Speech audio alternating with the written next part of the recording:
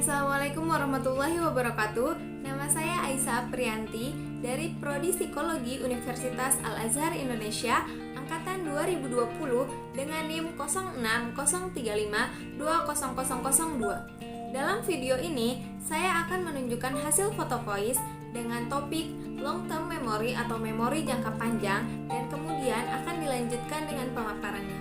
Selamat menyaksikan.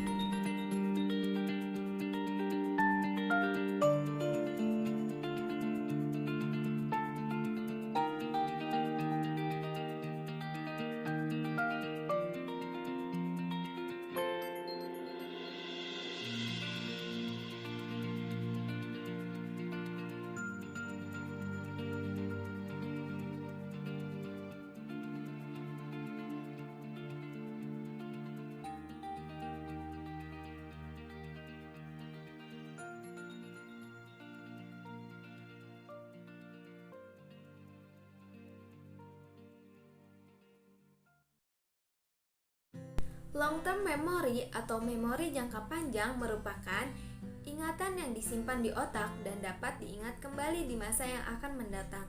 Long-term memory merupakan tahap akhir dari model memori multi penyimpanan yang diusulkan oleh Atkinson-Shiffrin yang memberikan retensi informasi dan keterampilan yang langgeng.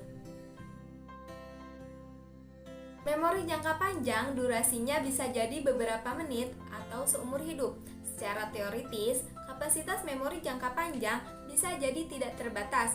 Kendala utama dalam mengingat adalah aksesibilitas daripada ketersediaan. Informasi dalam jumlah yang sangat besar yang tersimpan dalam memori jangka panjang memungkinkan kita untuk belajar, menyesuaikan diri dengan lingkungan, serta mengembangkan rasa identitas diri dan sejarah kehidupan masing-masing. Banyaknya informasi yang disimpan dalam memori jangka panjang membutuhkan suatu cara pengorganisasian tertentu sehingga memudahkan kita untuk menemukan informasi yang sesuai dengan kebutuhan kita. Salah satu cara mengorganisasikan kata atau konsep yang dipresentasikan oleh kata tersebut adalah dengan menggunakan metode semantik yang sesuai. Misalnya, kata kursi termasuk ke dalam kategori mebel dan jeruk termasuk ke dalam kategori buah. Pada sebuah penelitian yang dilakukan bertahun-tahun lalu, partisipan penelitian diminta untuk menghafal 60 kata yang berasal dari 4 kategori semantik: hewan, sayur-sayuran, nama, dan profesi. Kata-kata tersebut ditunjukkan secara acak, tetapi ketika para partisipan diizinkan untuk mengingat kembali kata-kata tersebut dengan urutan bebas, mereka cenderung mengingat kembali kata-kata tersebut dengan cara mengelompokkan kata-kata tersebut sesuai dengan 4 kategori semantik. Bosfield 1953. Informasi di dalam memori jangka panjang juga dapat diorganisasikan berdasarkan keserupaan, relevansi, atau asosiasi yang dimiliki dengan informasi lainnya. Metode yang digunakan dalam pengorganisasian informasi sepertinya bergantung pada sifat alami yang dimiliki memori. Sebagai contoh, Anda pasti menyimpan informasi mengenai kota-kota besar di Indonesia dengan cara berbeda dibandingkan dengan informasi mengenai kencan pertama Anda. Untuk dapat memahami organisasi informasi pada memori jangka panjang, kita harus mengetahui jenis informasi apa saja yang dapat disimpan di dalamnya. Konten memori jangka panjang. Sebagian besar teori mengenai memori membedakan kemampuan atau kebiasaan dengan pengetahuan abstrak atau representasional. Bisa dilihat seperti yang tertera pada gambar. Memori jangka panjang dibedakan menjadi memori prosedural dan memori deklaratif yang terdiri atas memori semantis dan memori episodik. Memori prosedural. Memori prosedural adalah bagian dari memori jangka panjang implisit yang bertanggung jawab untuk mengetahui bagaimana melakukan sesuatu, yaitu memori keterampilan motorik. Ini tidak melibatkan pikiran sadar, melainkan melibatkan pikiran tidak sadar atau otomatis dan tidak deklaratif. Seperti cara menyisir rambut, menggunakan pensil, memecahkan teka-teki, merajut baju hangat, atau bersepeda. Seperti contoh foto yang disertai caption yang tertera di awal tadi. Memori deklaratif. Memori deklaratif melibatkan pengetahuan bahwa sesuatu adalah benar. seperti mengetahui bahwa Ottawa adalah ibu kota dari Kanada. Para peneliti menganggap memori deklaratif sebagai memori eksplisit. Memori deklaratif terdiri dari dua jenis. Yang pertama adalah ada memori semantis dan yang kedua ada memori episodik. Memori semantis. Memori semantis merupakan representasi internal dari dunia di sekitar kita dan tidak bergantung kepada konteks tertentu. Memori semantis meliputi fakta, peraturan, dan konsep unsur-unsur dasar dari pengetahuan umum. Apabila Anda mencoba menjelaskan konsep kucing berdasarkan memori semantis Anda dapat menjelaskan kucing sebagai mamalia mungil yang berbulu.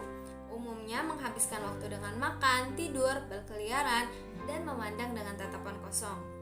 Anda dapat menjelaskan hal-hal itu dengan rutut sekalipun tidak ada kucing di sekitar Anda saat itu, dan Anda mungkin tidak mengetahui kapan dan bagaimana Anda pertama kali mempelajari informasi tersebut. Memori episodik. Memori episodik merupakan bagian dari memori jangka panjang eksplisit yang bertanggung jawab untuk menyimpan informasi tentang peristiwa, yaitu episode yang telah kita alami dalam hidup ini. Ini melibatkan pemikiran sadar dan bersifat deklaratif. Contohnya adalah kenangan hari pertama kami di sekolah. Pengetahuan yang kita pegang dalam memori episodik berfokus pada mengetahui bahwa ada sesuatu yang terjadi, yaitu deklaratif.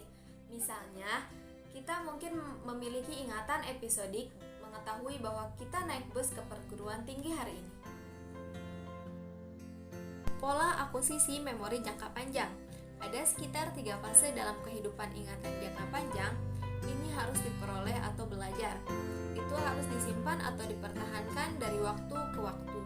Dan jika ingin memiliki nilai apapun, itu harus berhasil diambil. Ketiga fase ini dikenal sebagai akuisisi, penyimpanan, dan pengambilan. Relatif sedikit yang diketahui tentang faktor-faktor yang mempengaruhi penyimpanan memori dari waktu ke waktu, tetapi banyak yang dipahami tentang mekanisme di mana ingatan diperoleh dan berhasil diambil kembali. Peneliti memori telah mengidentifikasi teknik khusus untuk meningkatkan kemampuan seseorang mengingat informasi dalam jangka waktu yang lama. Salah satu cara yang paling ampuh melibatkan penjadwalan sesi latihan reguler selama periode yang relatif lama. Pertimbangkan misalnya, ada 2 kelompok orang yang sedang belajar kosakata dalam bahasa asing.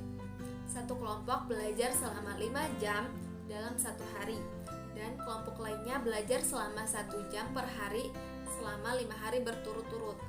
Meskipun kedua kelompok berlatih selama total 5 jam, mereka akan berbeda dalam kemampuan mereka untuk mengingat apa yang telah mereka pelajari.